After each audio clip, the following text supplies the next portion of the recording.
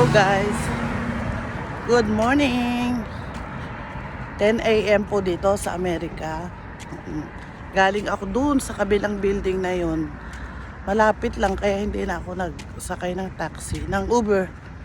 Lalakadin ko na lang para makapaglakad din ako. Day off ko today, so lakad-lakad lang. Ayan.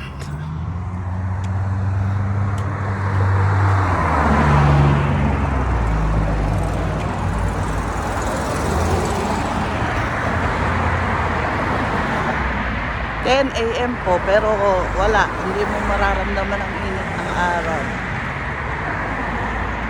Sarap. Sarap dito. Kahit mainit ang sikat ng araw, malamig ang haplos ng hangin.